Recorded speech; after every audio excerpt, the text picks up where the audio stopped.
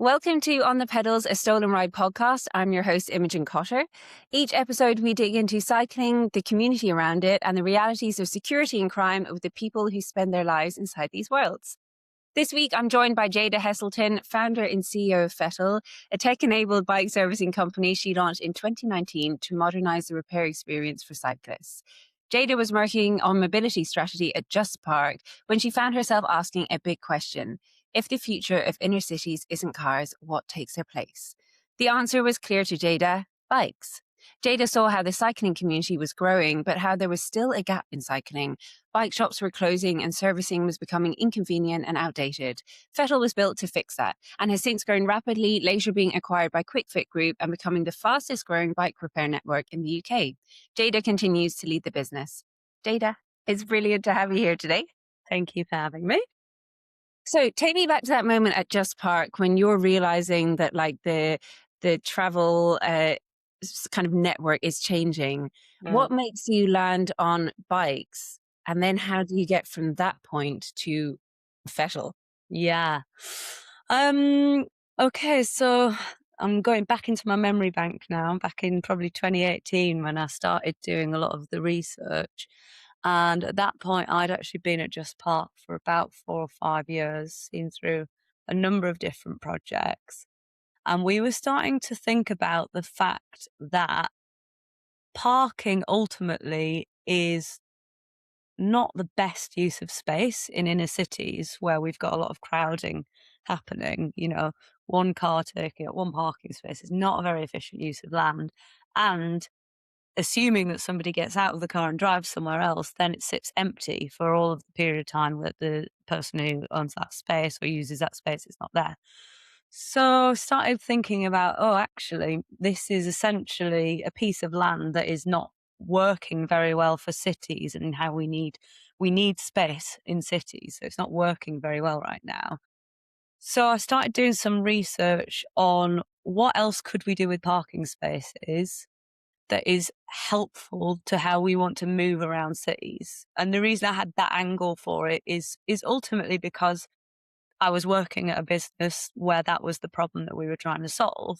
And I think the idea for one business often happens when you're at another business and you see a bit of a gap there. So started researching that problem. And one of the starting places was reading through tons and tons of council strategies for how they're going to meet their carbon reduction targets. Might not sound that thrilling, and I can't lie, it wasn't. It wasn't that thrilling. And this is before the time when you could just pump it into AI and tell it to give you a summary. So I actually did sit and read a lot of these. And essentially, the big thing that really stood out was for almost all councils, there was essentially the same sentiment. They wanted to increase walking, cycling, and public transport. And that was fundamental to hitting their green targets for transport. So I started thinking about that and thinking, okay, well, if every council is aiming for the same thing, then that's a direction of travel. It might not move that quickly, but that's a trend.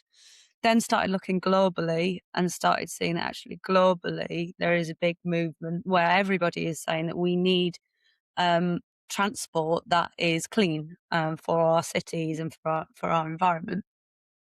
So then started thinking, okay, well, we could be looking at quite a lot more cycling then, and started looking at the trends. And at the time, it was looking very, very rosy for cycling. There's been some changes in the market since then, but at the time, it was looking like, okay, this could be the future direction.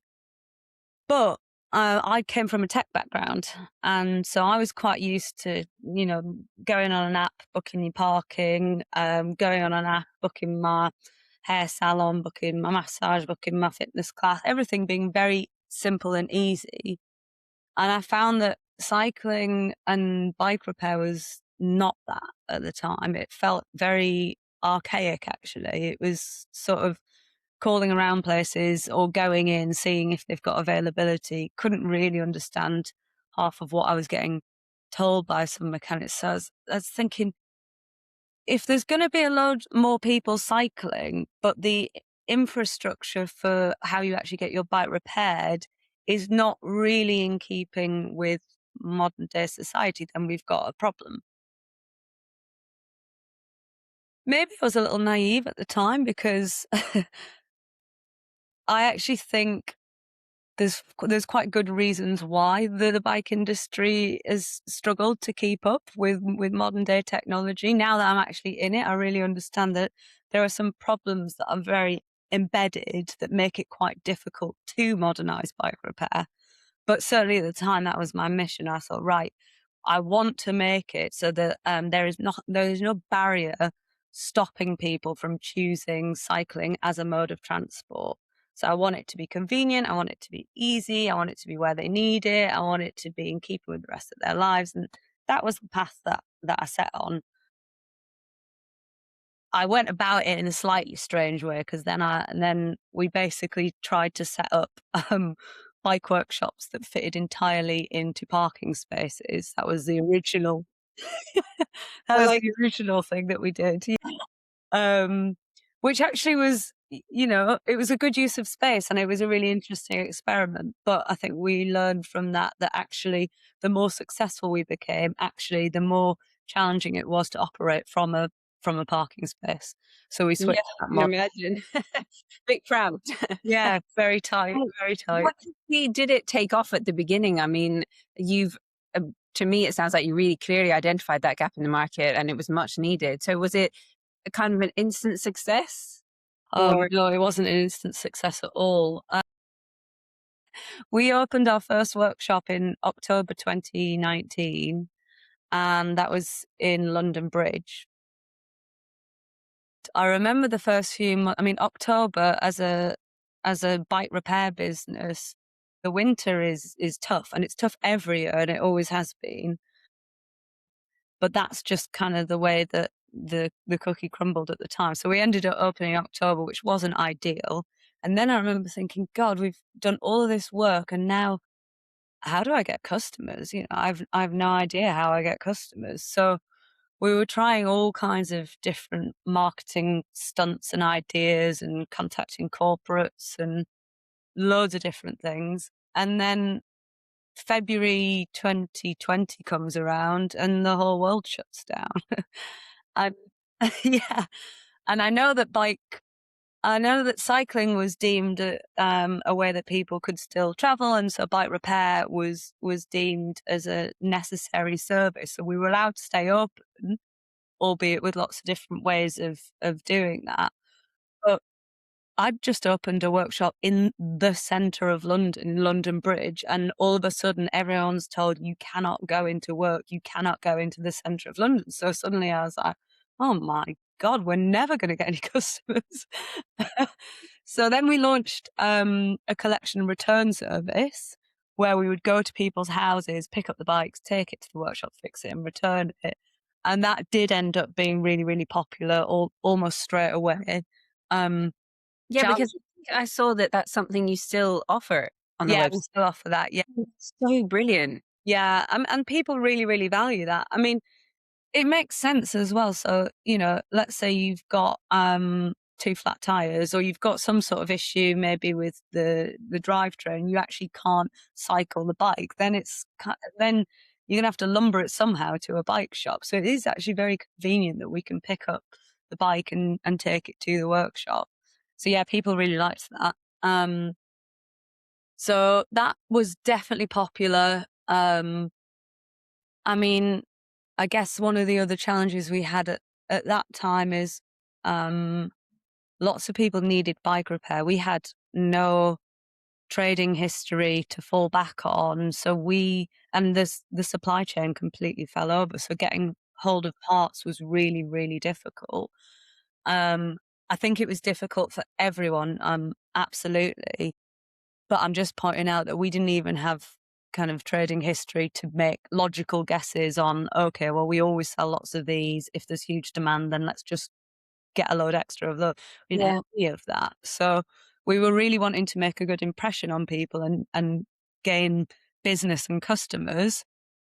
But we also was struggling to get hold of parts. So we had some, I would say, some difficulties at the start with things that, maybe I don't talk about too much too often in public, but because from the outside it looks like, oh, you set this thing up and then you grew these workshops and it all took off, and now you're at so many workshops, but behind the scenes getting it there has not been very easy. I can only imagine. My goodness. And then you get to this stage where you've grown and scaled your business so much. I mean, I was looking at all of the branches you have in the UK, like in London, there's like 7, I think. I think there's 9 in London and then another 10 or so outside of London.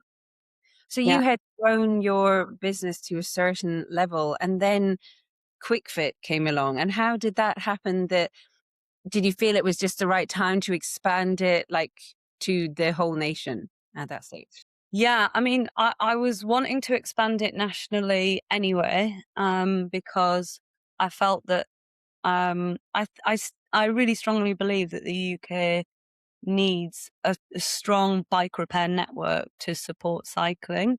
And I like that what we do is separate from selling bikes.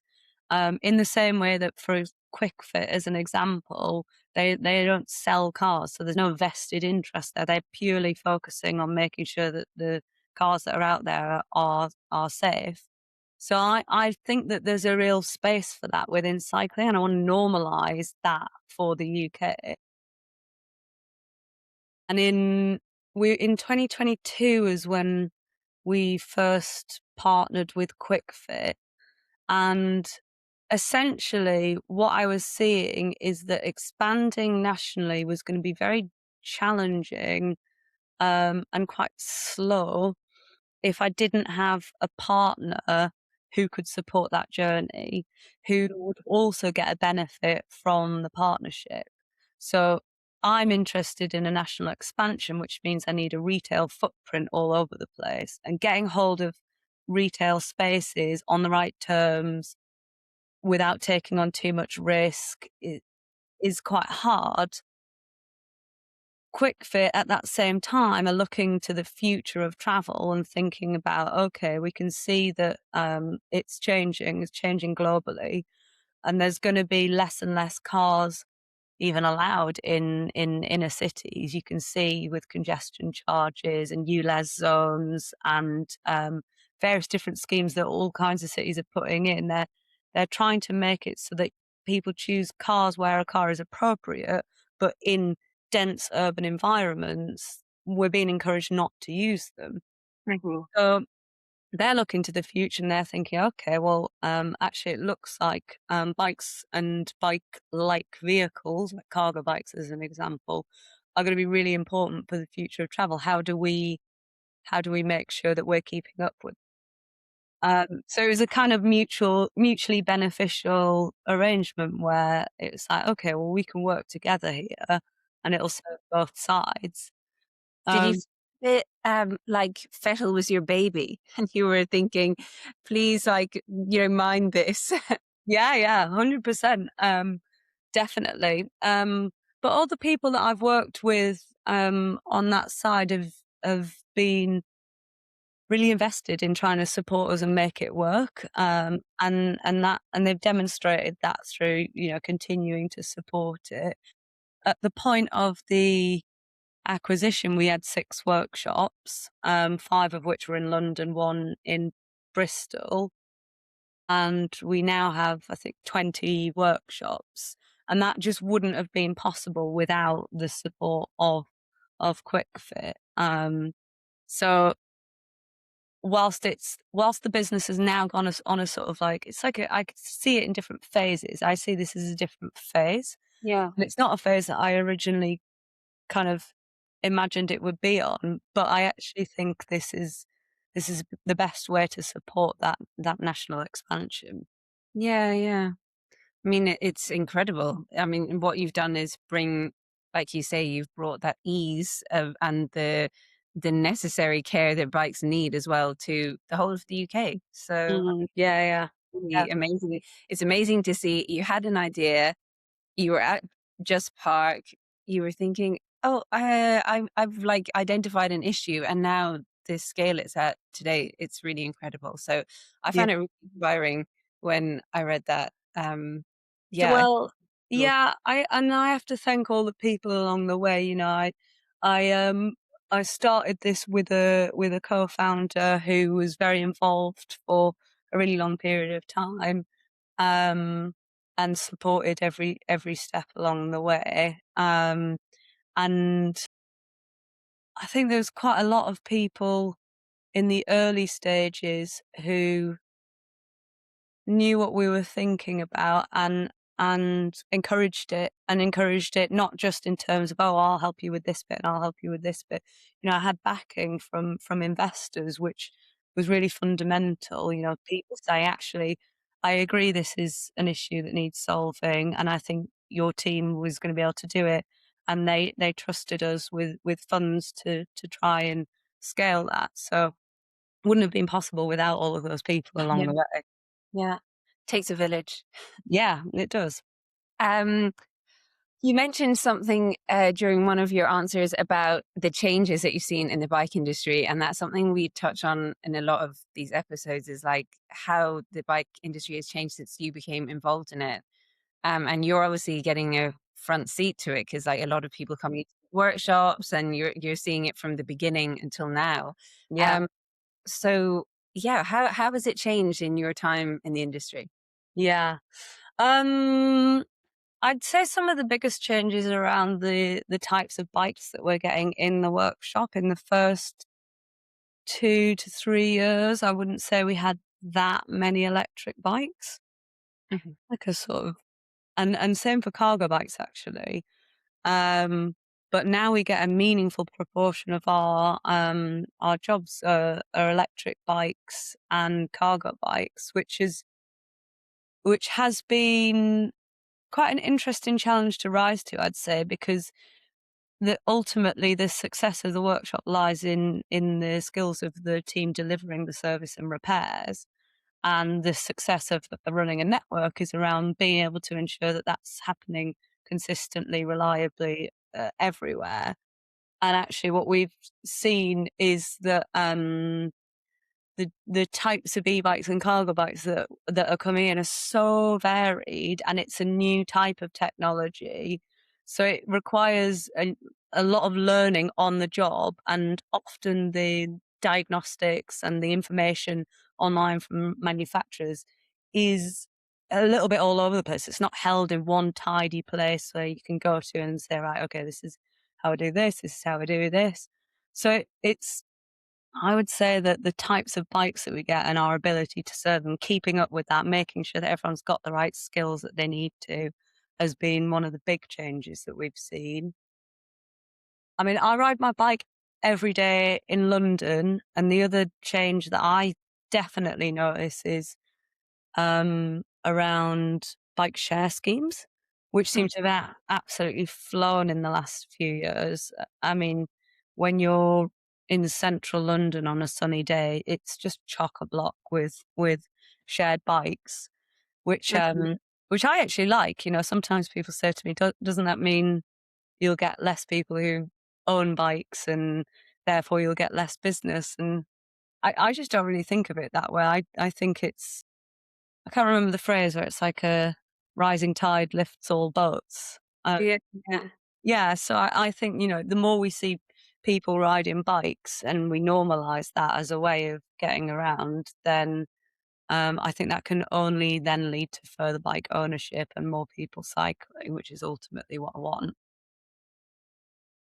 So yeah, big change in terms of the actual bikes on the road, bike share schemes, bike leasing schemes.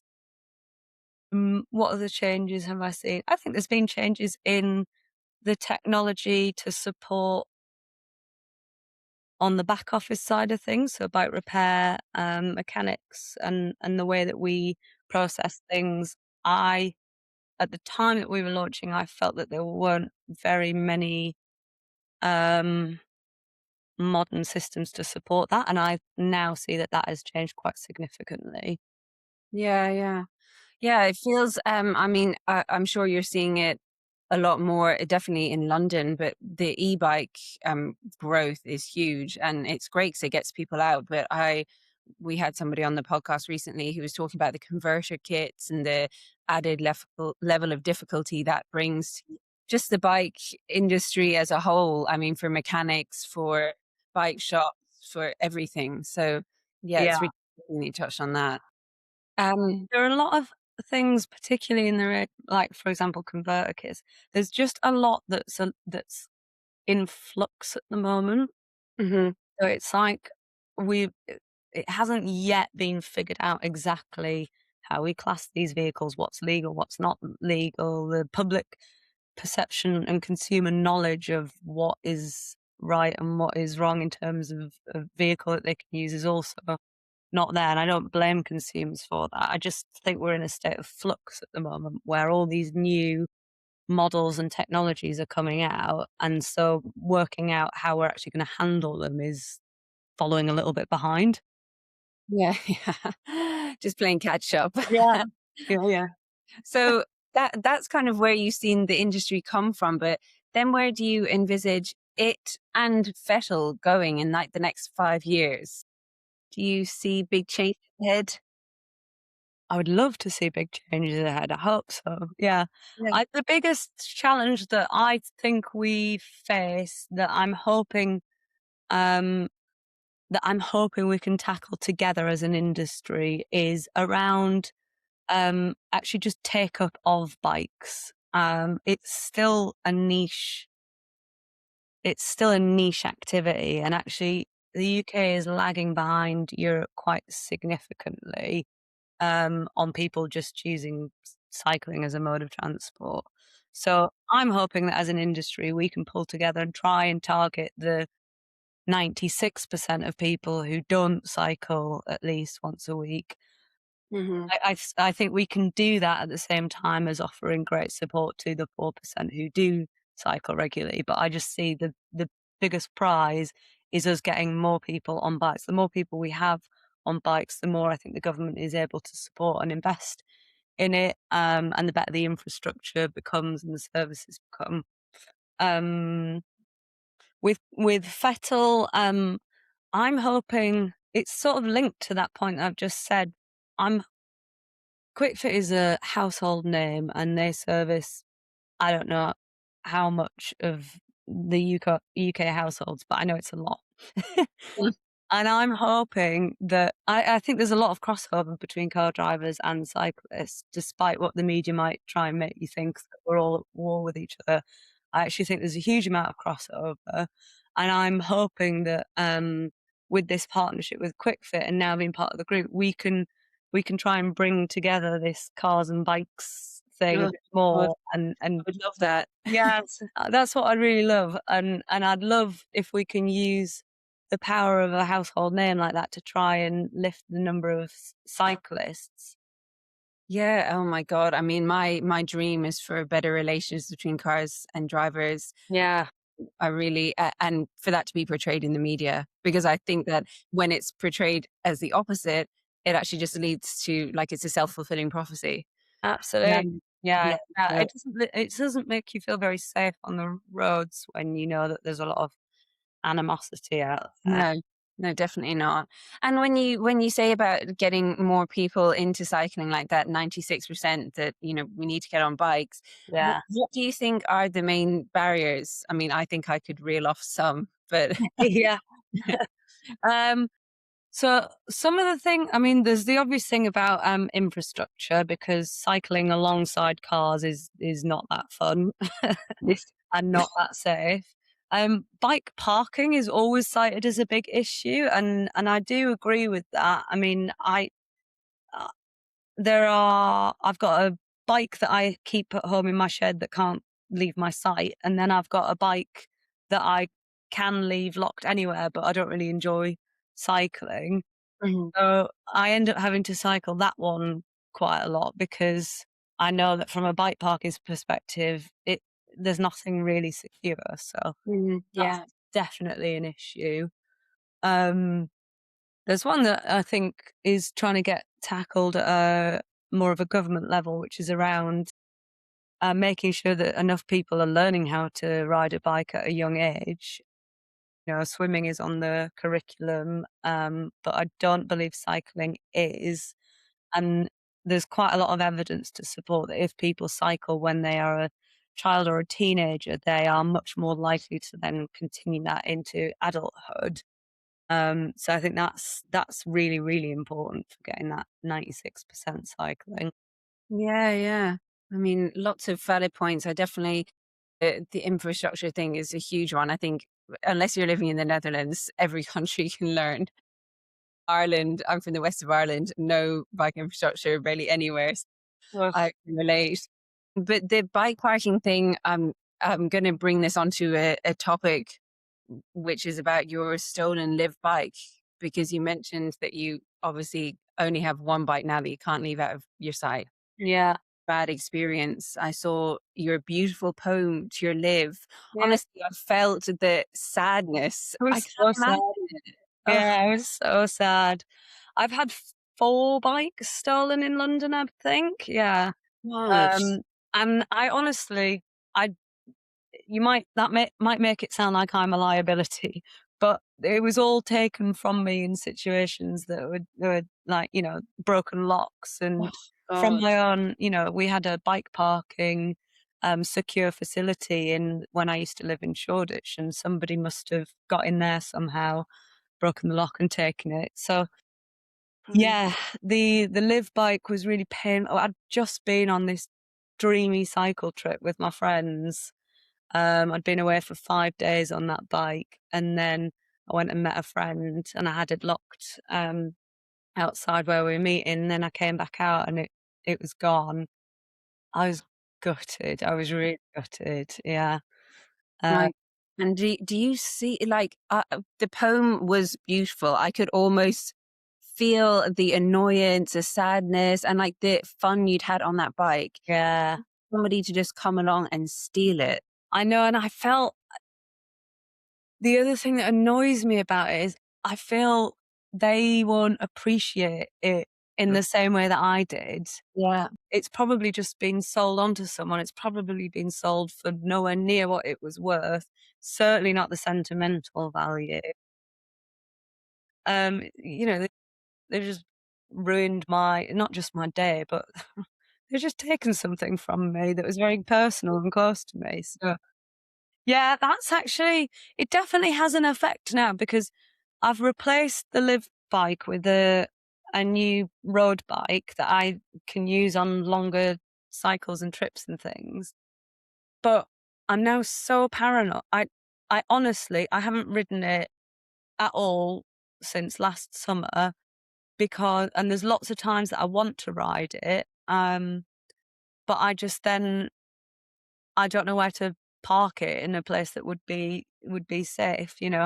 Even there was a meet-up recently at, the RAFA headquarters, and they did a ride beforehand, but I knew that afterwards I was gonna have to be, cycling to my office, which has, like, a big shared bike lock thing, and I don't even dare leave my bike down there, even though it's in a secure facility, because I've had so many bad experiences of having them stolen.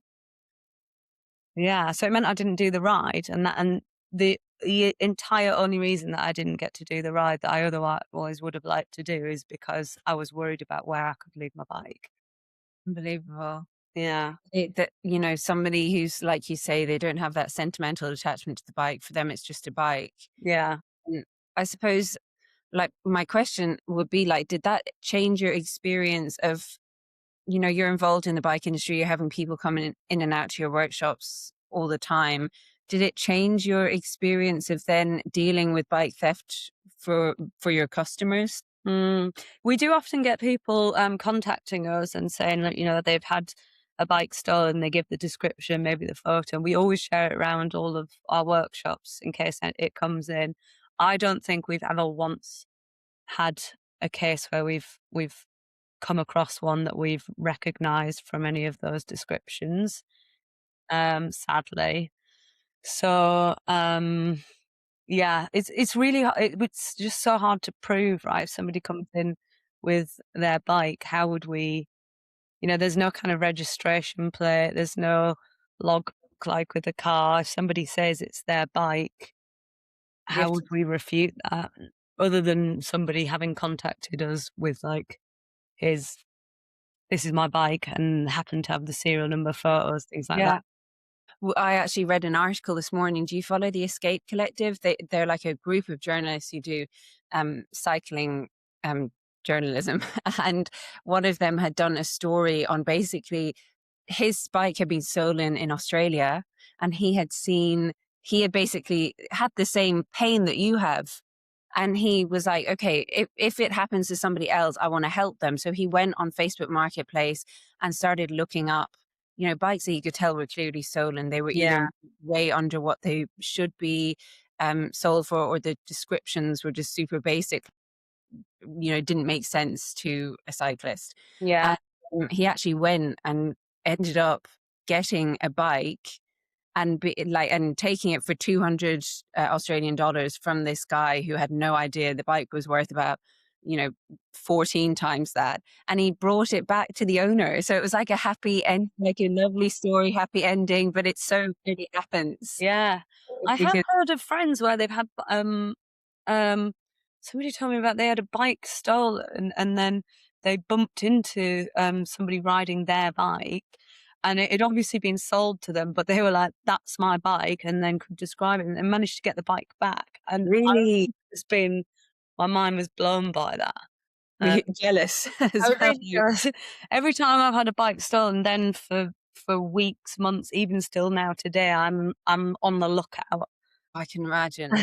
Like my fiance, he got his €50 town bike stolen that he would use to just cycle to the pool and back. Yeah, He for like a year afterwards, he'd be like, "I think that's it," because yeah, yeah, it's the sentimental attachment. You've had these beautiful trips on it, yeah, amazing bike rides, and then it's yeah, gone. So yeah. I wanted to touch on that because I saw the poem and I see you. I'd actually like to touch on something that we spoke about before we started the recording, which is about the cycling industry being a bit male dominated. Mm, And as two women in the cycling industry, I think we've both seen it firsthand.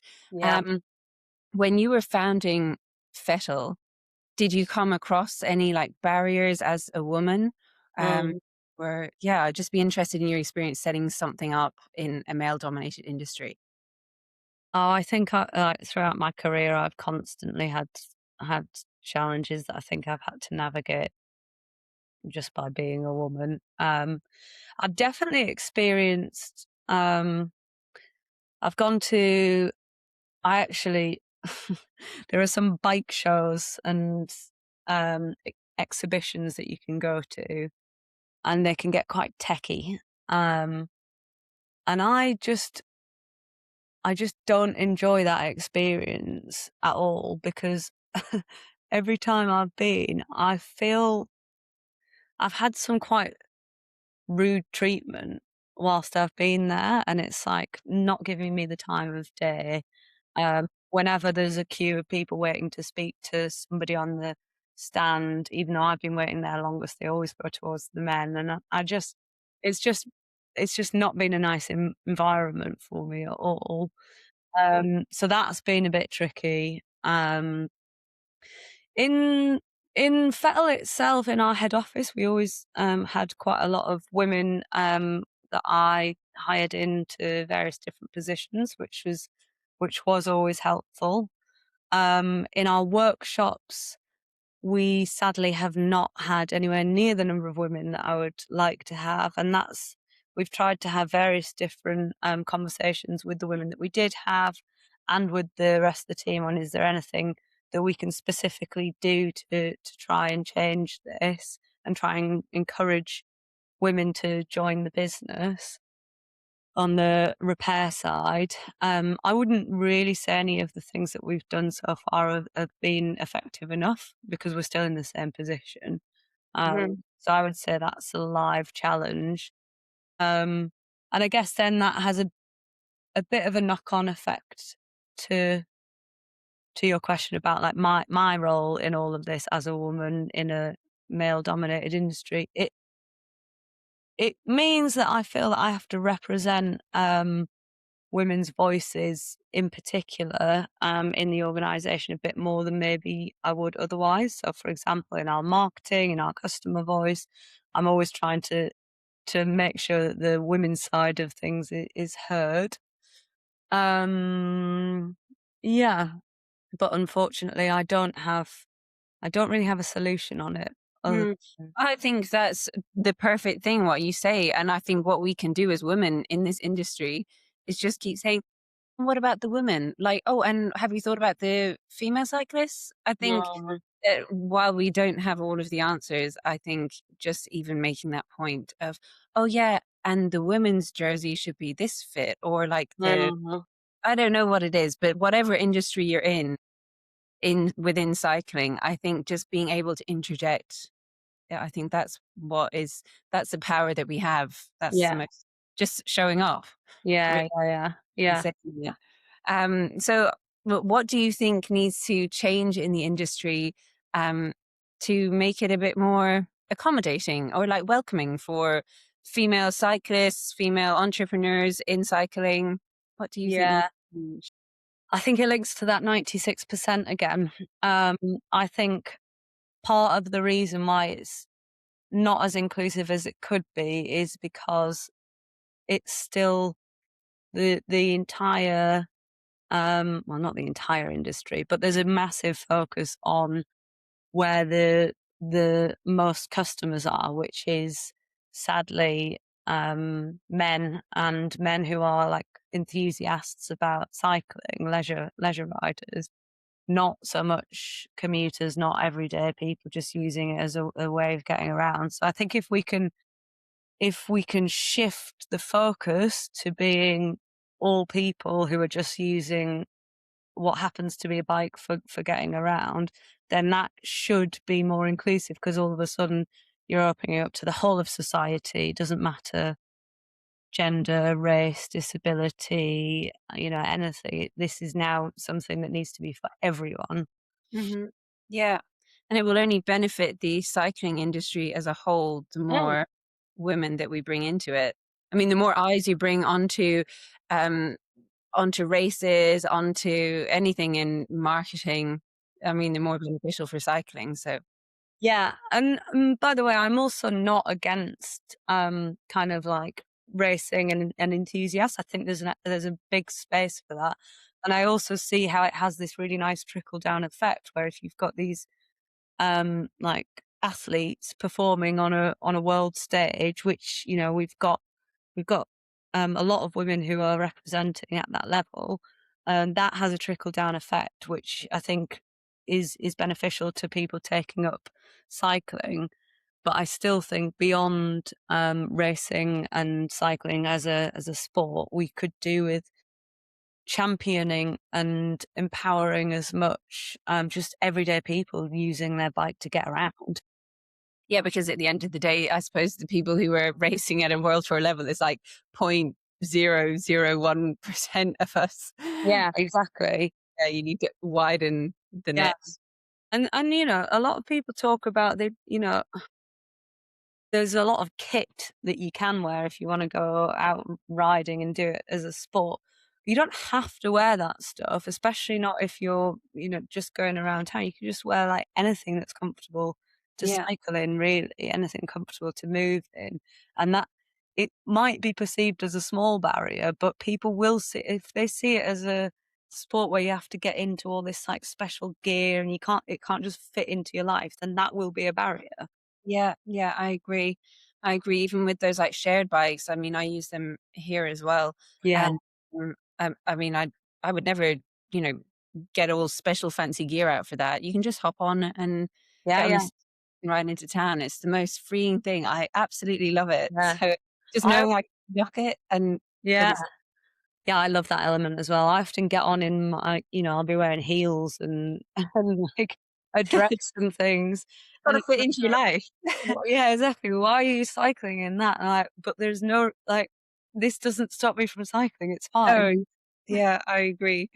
I suppose we, for like a final question, like a final chapter, I'd like to make it maybe a bit more reflective. So to kind of look back on fettle, on the journey that you've been through since like 2019 to where it is today. Yeah. What's the moment within all of that that you're most proud of?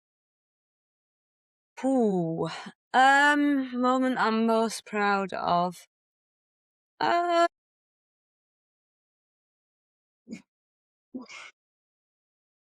probably. I think probably the initial partnership with Kwik Fit back in 2022, because before that, I haven't heard of a partnership like that, certainly within the UK, between a massive automotive player and someone specializing in bikes. And honestly, at that time, we were really small. Um, I had like 3 workshops. So being able to agree a partnership that then ended up being, you know, essential to our growth, I'm I'm proud that we were able to do that, actually. I think it was the right decision, and um pro I yeah, I'm kind of amazed that managed to pull that off. Yeah, really. Yeah, now it all sort of makes sense when you look back with all of hindsight. It all kind of the story all makes sense. But if I put myself back into the shoes that I was at the time, we were really really small, and we had a tiny number of workshops, um, a tiny number of staff, and persuade and um, to persuade QuickFit that we had a mutually beneficial partnership here, and here's the vision, and for them to buy into it. And yeah, I feel proud that I feel proud of that. Yeah, I really think you should feel proud of that because reading it and speaking to you now about it, it was really incredible to see somebody just have an idea. You had a vision. Obviously, you had the vision to open Fettle, but then you had the vision of it being a nationwide thing and you made it happen. So I think that's a really positive and inspiring note to end on. It's just like if you have your vision, manifest it, and it's happened. Yeah, totally. Don't think too much about it. If you think too much, you won't do anything. That's true. That's true. It's been so lovely to speak to you, Jada. I suppose where can people find more about Fettle? Is there like a website you want to Yeah. plug? We're on fettle.cc is our website, and Fettle Bike is our Instagram. That's probably the 2 places that it's best to find out about us. Okay, perfect. It was lovely to chat with you. I hope you have a lovely weekend. Thank you very much. You too. Bye. Bye.